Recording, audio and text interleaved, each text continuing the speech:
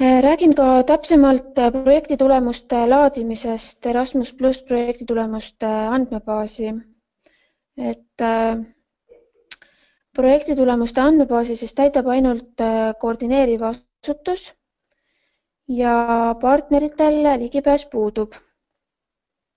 Ja Erasmus Plus programmis ongi siis selle andmebaasi näol loodud tulemustele eraldi koht, kus kõigil toetuse saajatel on kohustus oma tulemused üles laadida.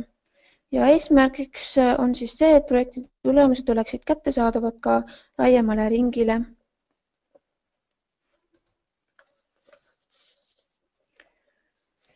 Kui projekti finantseerimisleping on allkirjastatud, laetakse teie projekti kirjeldus, taotluses esitatud project summary, toetuse summa ja partnerite info automaatselt üles Erasmus Plus projekti tulemuste veebikeskkonda. Kui te soovite oma projekti kirjeldust muuta, siis andke sellest kindlasti oma sihtasutuse Archimedes kontaktisikule teada.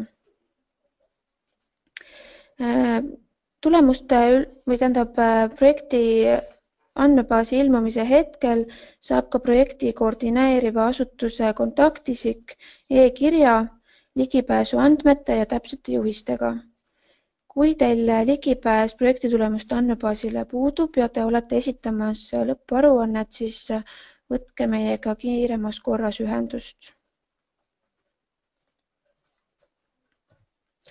Selline näeb siis välja teie töölauavaade, et teile kuvatakse ainult need projektid, mille kontaktisikuks te olete.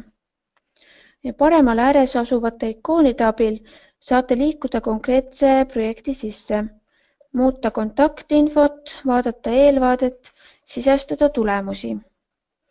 Lehe allosas on välja toodud kasulikud lingid erinevatele abistavatele materjalidele, milleks on siis korduma kippuvad küsimused, videojuhised ja nõuanded, et milliseid materjale tasuks ja milliseid mitte projekti tulemuste andmebaasi üles laadida.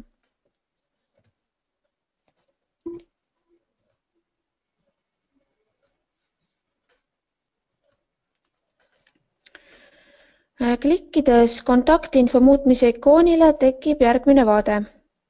Siin saate märkida, kas soovite projekti osapoolte kontakte hoida veebikeskkonnas avalikult või mitte. Soovitame siiski kontaktid märkida avalikuks, sest projekti tulemuste andmebaasi kasutatakse tihti ka uute koostööpartnerite otsingul. Seega teie olemasolev projekt võib olla reklaamiks uute projektide partnerite leidmisel.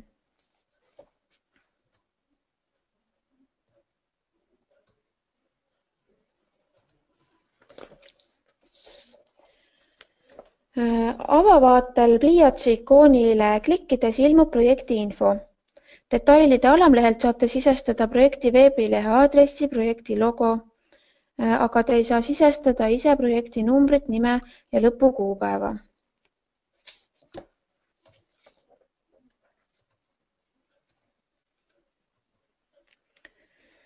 Projekti tulemuste alamleht.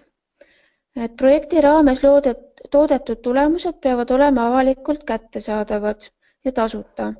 Tulemuste platvormile tuleb sisestada reaalselt toodetud väljundid ja projektiga seotud tõendusdokumendid, tööatabelid, tõendid ja nii edasi tuleb laadida üles Mobility Tool keskkonda koos lõpparuandega, mitte siis projekti tulemuste andmebaasi.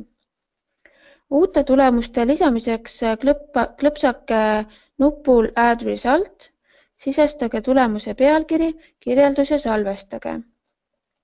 Manuste lisamiseks klõpsake noolega ikoonil ja ühe tulemuse juurde saab lisada mitu faili. Submit nupp muutub aktiivseks siis, kui teie projekti lõpukuupäev on möödunud. Kui teie projekt on lõppenud, sisestage kõik tulemused ning esitage need riiklikule agentuurile ülevaatamiseks.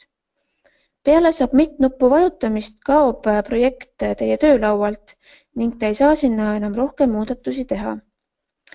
Seega enne tulemuste esitamist veenduge, et kõik info on sisestatud ja korrektne. Kui teie tulemused on heaks kiidetud või vajavad täpsustamist, saadab süsteem teile teavituse. Kui kõik muudatused on heaks kiidetud, laetakse teie tulemused avalikku veebi üles.